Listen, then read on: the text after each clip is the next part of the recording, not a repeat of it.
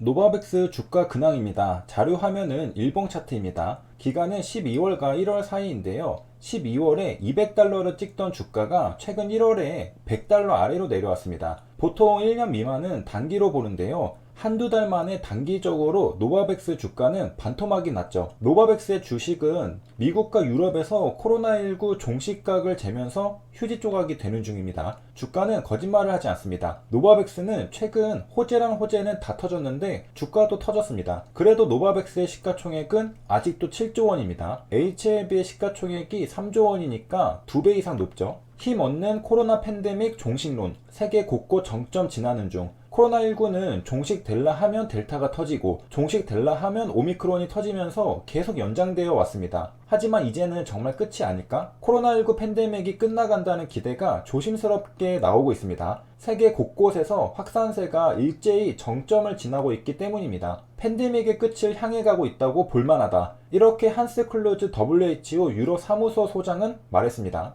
앤서니 파우치는 미국의 의사이자 병리학자입니다. 부치는 콜롬비아 대학교 출신의 약사였죠. 파우치는 1944년 44세 때 미국 국립알레르기 전염병 연구소 NIAID의 소장이 되었습니다. 파우치 소장도 기대하며 말했습니다. 새로 나타날 변이가 사회를 파괴하거나 광범위하고 심각한 결과에 대한 공포를 자아내지는 않을 것. 최근 변이 바이러스인 오미크론을 보고 있자니 다음 변이 바이러스는 별거 아닐 것 같다는 것이죠. 전통 방식 노바백스 360만 미접종자 마음 돌리나. 백신을 안 맞겠다고 결심한 비접종자의 마음을 돌리기는 힘들어도 백신을 지금은 안 맞겠다고 미뤄온 미접종자의 마음을 돌리기는 가능할 것 같습니다. mRNA 백신은 불안해도 제조업 단백질 백신은 불안할 이유가 없죠. 안정성에 대한 우려가 있다 하더라도 백신 그 자체보다는 함께 사용하는 면역증강제 매트릭스 M에 대한 우려가 있는 정도입니다. 참고로 한국에서 예방접종 완료자는 3차 접종자 또는 2차 접종 후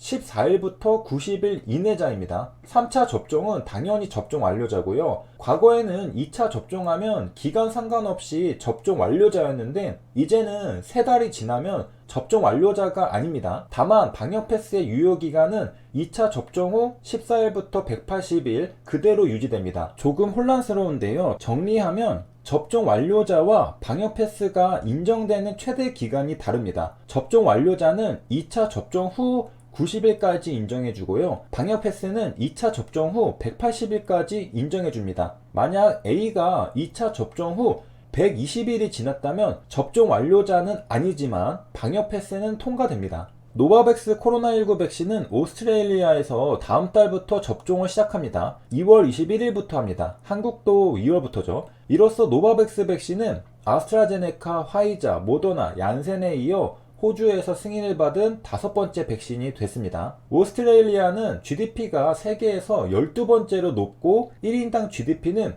6번째로 높은 대표적인 선진국입니다. 2012년 OECD 조사에서 오스트레일리아가 세계에서 가장 살기 좋은 나라로 나타났다고 합니다. 호주 정부는 이미 노바백스 백신 물량을 5,100만 회분을 주문한 것으로 알려졌다고 합니다. 오스트레일리아의 대표적인 상징적 동물은 캥거루죠. 오스트레일리아에서 가장 인구가 많은 도시 중 하나가 바로 시드니입니다. 호주의 보건장관 그렉 헌트는 기대감을 나타냈습니다. 현재 호주의 코로나 백신 1차 접종률은 95.2%를 기록하고 있는데 이번 결정으로 나머지 5%가량이 접종 대열에 나설 것. 오스트레일리아도 백신 접종률이 한국만큼 높네요. 1월 25일 0시 기준 대한민국의 3차 접종률은 49.8%입니다. 한편 2021년 12월 8일 대웅제약은 코로나19 치료제 임상 중단 소식을 공시로 알립니다. 코로나 치료제 DWJ1248 성분명 카모스타드 메실레이트의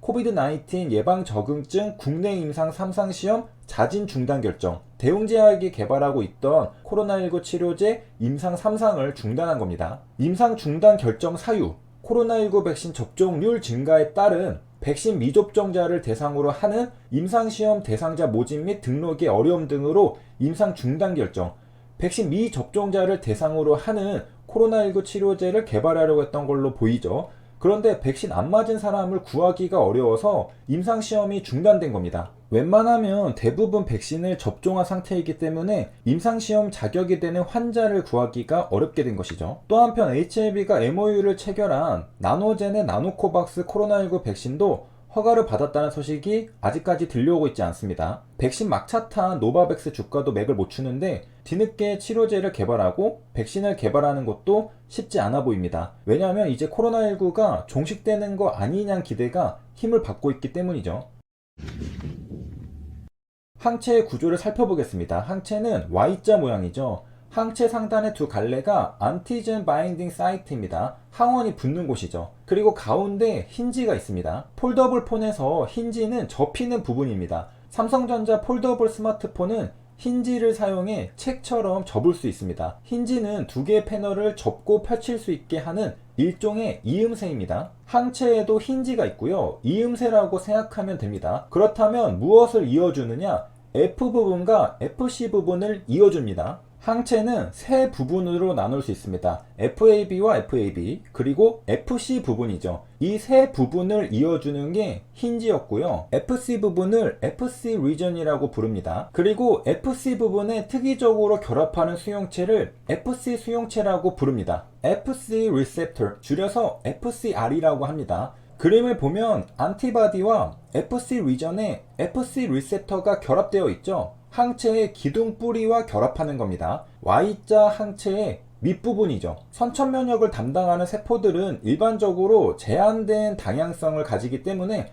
다양한 항원에 맞춰서 특이적으로 결합하는 것이 불가능합니다. 그러나 FC 수용체를 통해 무수히 많은 가지수의 특이적인 항체와 결합할 수 있게 됩니다. FCR과 항체의 한 분자가 결합하는 것으로는 보통 아무 반응도 일어나지 않습니다. 만약 항체 하나만 가지고 반응이 일어난다면 면역계가 항시 과도하게 활성화될 것입니다. 따라서 다수의 FC 수용체가 결합해야만 반응이 일어나는 것이 일반적입니다. 그림을 보면 왼쪽부터 타겟셀이 있고 타겟 리셉터가 있고 FC 리셉터가 있고 이펙터 셀이 있습니다. Y자 모양의 항체를 가운데 두고 타겟셀과 이펙터 셀이 연결되어 있죠. 그리고 가운데 항체는 세포 각각의 리셉터와 바인딩 되어 있습니다. 이펙터 셀은 크게 B세포와 T세포가 있습니다. B세포는 항체를 분비하는 체액성 면역에 관여하고 T세포는 세포성 면역에 관여합니다. B세포와 T세포를 통틀어 이펙터 셀이라고 부르는 것이죠. 이 그림을 시계 방향으로 돌리면 오른쪽 그림이 됩니다. 파란색의 이펙터 셀이 가장 아래쪽에 있고 그 표면에 FC 리셉터가 있습니다. 그리고 그 위에 안티바디가 바인딩 되어 있고요.